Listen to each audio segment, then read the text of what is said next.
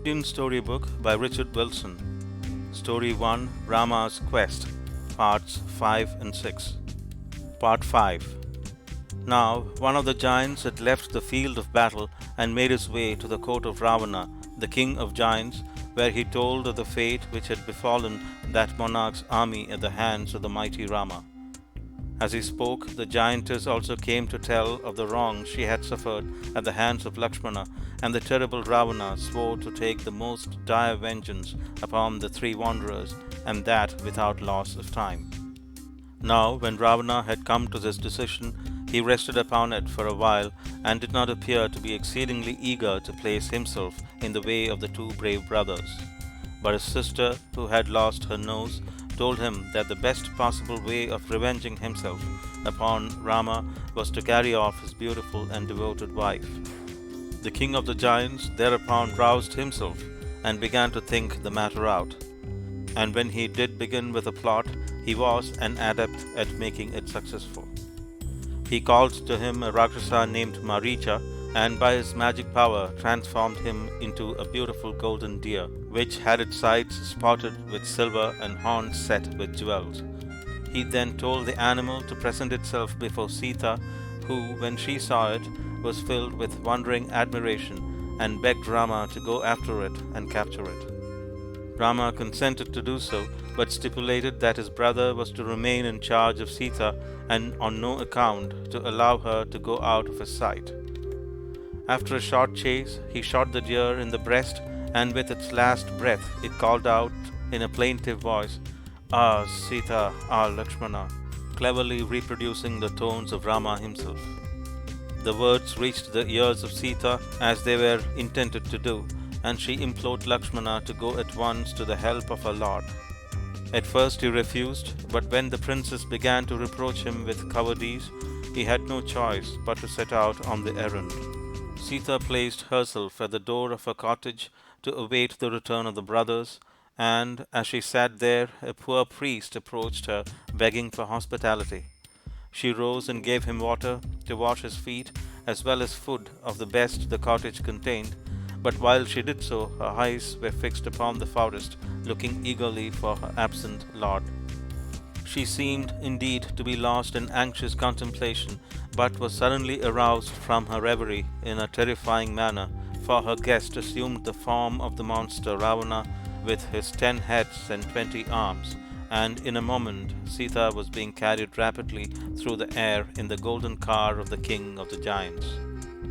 As the chariot sped onward, the poor princess raised loud cries of distress, which were heard only by the vulture king, who came at once to the rescue. There was a fierce fight, ending in the infliction of a mortal wound upon the noble bird, which fell to the ground, and Ravana went on his way over mountains, rivers, lakes, and seas until he came at last to Lanka, his royal city, where Sita was safely housed. Meanwhile, Rama had returned to his cottage with Lakshmana, and so great was his grief at the loss of his wife that his brother found it necessary to remind him of the necessity for preserving his dignity. This reminder had the effect of calming Rama, who now began to think out a plan for the recovery of Sita. At first he roamed aimlessly about in the neighborhood of his cottage, hoping to find the lost one quite near to his home, and trying to persuade himself that she had only wandered away for a short distance on her own accord. But he came upon the dying vulture and learnt the truth from him, and now he knew that he had before him a task which would test all his powers to the uttermost. The loss of his wife, however, had only served to rouse him to superhuman efforts, and after the first spasms of bitter grief had spent themselves, he felt able to cope with the strongest powers of evil in order to win his loved one back again, and he found in time a strange ally in working out his task. As he was making his way through the woods, he came upon the Monkey King, whose name was Sugriva, and who had a very melancholy disposition indeed. He took no pleasure in the blossoming trees or the song of birds. Flowers to him were mere frivolity, and he only loved the streams because they seemed to him to sing a song which never varied in its mournfulness, and because they were convenient receptacles for the floods of tears which he shed day after day. His immediate attendants were Nala, Nila, Tara, and Hanuman, son of the wind. When these intelligent animals saw Rama and his brother and noted the bows in their hands, they took to flight, hid themselves in a dark grove, and seated themselves in a circle with their chins upon their knees to consider what was next to be done. "We have made a mistake to run away," said the son of the wind, "for these mortals may be of use to us." "Men are treacherous and malicious," said Sugriva, dropping a few tears, "and we cannot be sure that these two warriors have not been sent here by Bali, the usurping king of the monkeys, to whom all my woes are due." Then the son of wind begged for permission to approach the strangers, and having obtained it, donned a hermit's cloak and went to meet the brothers. "Who are you, heroes, whose limbs are like young fir trees?" he asked courteously. "If your errand be as worthy as your bearing is gallant, let me be your guide through this wood."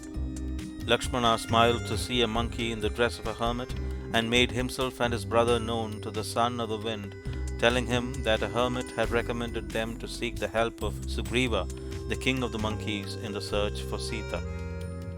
Hanuman cast aside his cloak. "Sugriva is my sovereign," he said. "Mount upon my back, and I will bring you to him with the speed of the wind, whose son am I." The heroes at once took advantage of this intelligence, and in a few moments were shaking hands with Sugriva, who was greatly pleased with the sad countenance of Rama, and shed streams of sympathetic tears when he heard of his woes.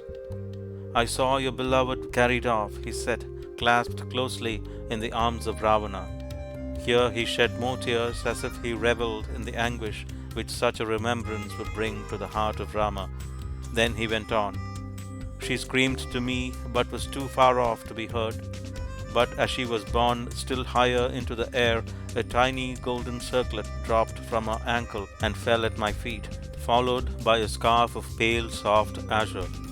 Then I wept so sorely that the river overflowed its banks. I have the scarf and anklet of gold in my cavern, and I will fetch them to you." He did so, and Rama found it difficult to preserve his dignity at the sight of them. And while he was looking steadfastly at them, Sugriva said, "I too am in misfortune similar to your own. Let us help each other." Part 6. The hero smiled at the words, but was too courteous to wound the feelings of the intelligent creature, and begged him to explain himself. So the king of monkeys sat down with his chin on his knees and told the listening brothers how he was the victim of the cruel plots of the usurper Bali, who had driven him from his monkey throne. "And there is none on earth," he concluded, "who is able to subdue the usurper." Lakshmana laughed loudly. "Why," he said, "Rama, king of men, could hold his own in any circumstances and conquer anything." "I doubt," said the melancholy Sugriva, "whether he could cope with Bali. Why, one day he clove with one single arrow the hearts of 3 palm trees."